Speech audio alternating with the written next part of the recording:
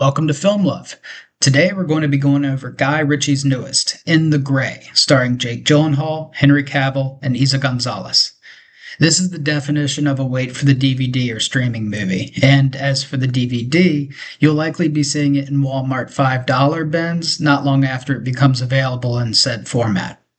I'm not saying this is bound to be the worst movie of the summer, but it's pretty much a lock for the most forgettable. This is a movie that is all planning and very little payoff. Some of the traditional Ritchie wit is there in the character interactions, but none of it feels particularly fresh. And worse yet, the characters played by Cavill and Gyllenhaal are paper thin at best. These may be the thinnest characters either one of them have ever played. Having just left the theater, I couldn't so much as tell you either one of their names.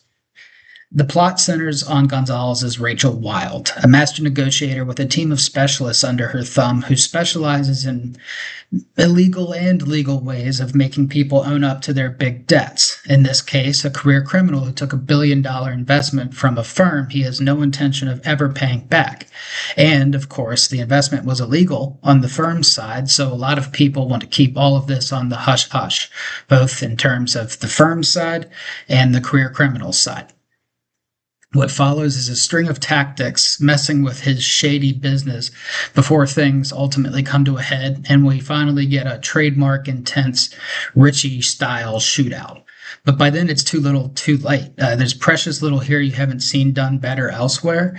As soon as you leave the theater, this one's going to leave your mind. And it also is yet another movie that wastes the excellent Rosamund Pike. Ever since Gone Girl, it seems like she hasn't had another similarly memorable role. It's unfortunate.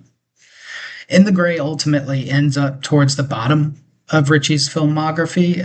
It's a shame because the past decade or so have shown him to be one of the more interesting directors to watch. Hit or miss, sure, but he's been consistently putting movies out there, and they're typically at least entertaining. But unfortunately, this one lines up more with the similarly unsatisfying Operation Fortune, far more than the exciting Ministry of Ungentlemanly Warfare, The Gentleman, or Wrath of Man, which for my money are three of his best. So in the end, this is one that, if you see it, I hope you enjoy it, but I don't think it's going to do particularly well in theaters. I see why they didn't put much money into its marketing. Even with the big stars, this is not a particularly exciting summer thrill ride.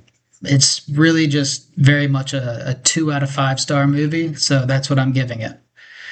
But, if you go see it, I hope you enjoy it. If you wait for the DVD, I hope you enjoy it.